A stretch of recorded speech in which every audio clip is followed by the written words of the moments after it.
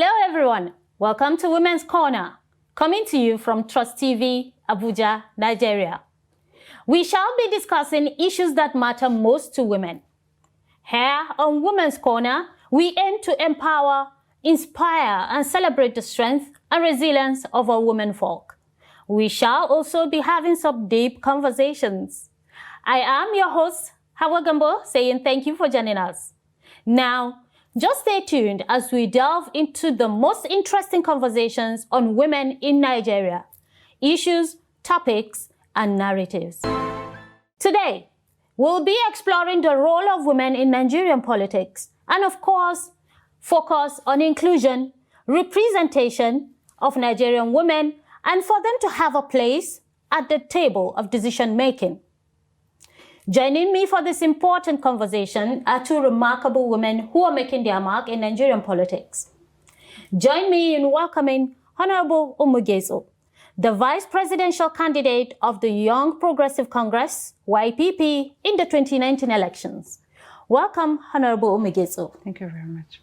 Also joining us is Zainab Galadima, a seasoned political analyst and a passionate advocate for women empowerment and social change.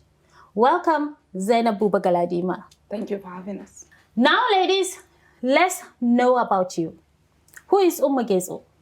Umma Getso is a simple woman, a mother, a businesswoman, a politician, a daughter, a sister, and a passionate Nigerian, and a patriotic Nigerian, I may add. Thank you very much, Your Excellency. That will be your title. After all, you have contested on the flagship of the vice presidential candidate in the YPP. So, can you just tell us a little bit to whet our appetite? How did you get into politics and when? Well, Umma Getso is always an activist, has always been an activist all her life, trying to create a voice for the voiceless, always trying to make a difference and see a real change. We've been to many, many places. We've seen how governments are run. Whoever looked at Nigeria knows that definitely something is not going right. So I've been an activist doing all sorts of things on social media. But 2016, I decided to just stop the social media thing and come and face the game and register my own political party, which I co-founded, NPM. From there, I continued doing the needful. We set up an office in Abuja and all around Nigeria, trying to see that Nigerians maybe were looking for an alternative. But I'm very, very unfortunate. My small party did not give me what I desired for. And eventually, I look at it from another angle, trying to find like minds to let things happen the way I expect them to happen. And that is just the journey that led me to 2019 and to where I am today. Amazing. Now, let's meet Zainab Galadima. Good day. My name is Zainab Galadima. I am a mother, a dreamer, a young Nigerian who believes in one Nigeria.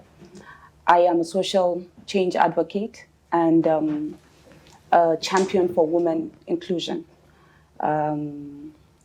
So that's about it. I come from Yobe State, Nigeria. Thank you very much, ladies, for letting us know you. Now, we're going on a short break. And when we come back, we delve into the topic of the day. Your Excellency Umma Getso, tell us, what was it like running for the vice presidential position of the Federal Republic of Nigeria? I think this is a question that I've been asking myself. I even asked myself then when I was nominated by Professor Kingsley Moghalu to run with him.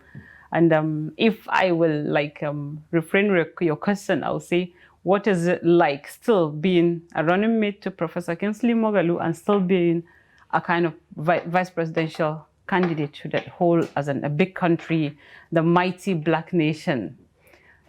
I can say it's a lot of work. But when I got into it, I come to realize that it's not as difficult as it seems. But the most difficult aspect of it is when you don't have bags of money. Because Nigerian politics is all about money. Nigerians, very unfortunate, don't care what you have, don't care what you're willing to give them, don't care how competent you are. We don't go there based on merit. We only go there based on the godfathers, based on the huge money that's backing you. So I will tell you, I've been saying it, I wrote it in many, many places. It's a very, very wonderful journey because I got to see Nigeria from a different perspective that what I used to chant and shout on social media while I was an activist. But being a real politician, sitting on tables with people that I respect so much, being with people that I'm seeing from afar, feeling like they are supposed to be my role models, but when you sat with them on tables, you believe that, you just come to discover that there's nothing like what they are portraying. So to be a politician in Nigeria is a very, very big task, and it's not a funny one. Despite all of these experiences that you have had and how far we have come in the journey of democracy and women's participation in Nigerian politics, it has just seemed that the numbers have dwindled considerably since the 2023 elections. Can you tell us why? What did we get wrong? I can't say we got anything wrong, but I will still go back to my point of for a woman to be in the political game, she needs to sacrifice a lot. Because many, many women that are up there or have been in the game, they are there because somebody is showing them the torch. It's all about godfatherism. You must have, it's a belief that you must have a godfather politically, or you must have a backing of somebody for you to go there, to go out there. You must have a protector, and that protector might even be the hyena, very close to you. Mm-hmm. But I will say there are a lot of factors around that's stopping women from coming out. Because if you see a lot of things happening already on the table, it's enough for many, many men or even families to stop their daughters, their wives, and whatsoever going into politics. So it's just a lot, as in social norms, cultural, religious, a lot of factors. But the real game, going in there, actually it's not what it seems from outside. Very few women like me that join politics without a push of a godfather, without a sponsorship. I will tell you, many will not even believe that we got ourselves there by the grace of God. How do you think we can reverse this unfortunate development of the downward spiral of the numbers of women in leadership and political spaces in Nigeria? First of all, for Nigeria, it's about the system. You know, the system doesn't really allow good people, for example, first, good people, whether men or women, mm-hmm. doesn't really allow them. It doesn't give them that platform mm-hmm. to be able to show their capacity. And also for women, you know, there are cultural norms, like she mentioned, religious, mm-hmm. you know, and there are also some political factors, which has to do with having a lot of money, having godfathers, you know, so many things. And then the stigma, sometimes they attach to women when women join politics. For example, yes, there are some sacrifices that you have to make as a woman to be able to survive in the political space. So a lot of women that don't have that kind of courage, they feel discouraged by all these factors and say, I can't do this. But if you're determined and fearless and resilient and relentless, you should be able to, you know, climb up. But it's not that easy, to be honest. You have to have somebody sometimes that will speak for you where you're not there. And we don't really get that. And you find out that some women that are there, they hardly look back and say, oh, okay, there's a woman. I feel like this one, she has something. Maybe I should, you know, push her. They don't really remember that. If you see a woman up there, usually men push her. So we need as women to come together as well. like we were discussing earlier, we need to have that conversation and have that will to be able to sit down and support ourselves, because we're over 60% of the population. We vote more than any other person.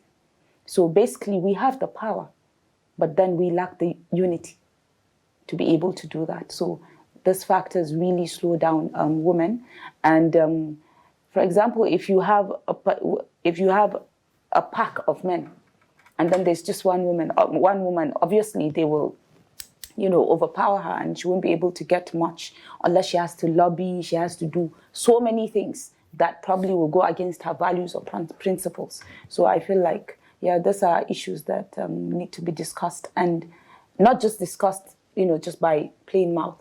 Actions need to be put into place to make sure that that is achieved. What do you think we should do to get more good people? I think we really need to talk to ourselves. It's about advocacy. It's about making them understand that if you do not take up the spaces, people that do not deserve to be there will be there. It's about having the same ideology. In Nigerian politics, we hardly have ideology. There's no ideology. Sometimes some people just get themselves there or find themselves in positions because they really need to fill out that space, not regardless of what they have to offer. There's no moral character. When you look at the politicians these days, they could do anything. And you just sit down and wonder, do these people have any ounce of love for Nigeria, or are they patriotic in any way? They act against the Nigerian interest, and we do not even have a Nigerian interest. For example, like other countries, you see that their country comes first. Yeah.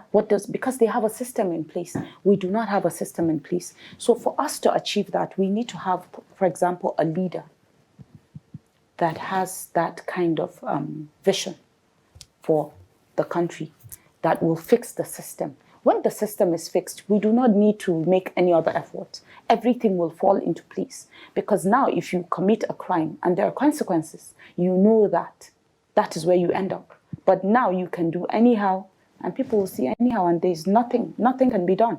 And that's how we keep going, and things get worse. And you wonder why we are in the position we're in. So we need to encourage people that have this kind of mindset, have this kind of vision that, look, we need to occupy the spaces. And we also need to, we lack mentoring. We need to start from secondary schools, give children the idea of leadership and how a leader should be, how you should love your country. These are the things that you're supposed to do. And then create forums whereby we can give young people the opportunity to learn from good people, even if it's by books, or we create strategies in which we could achieve that. So these are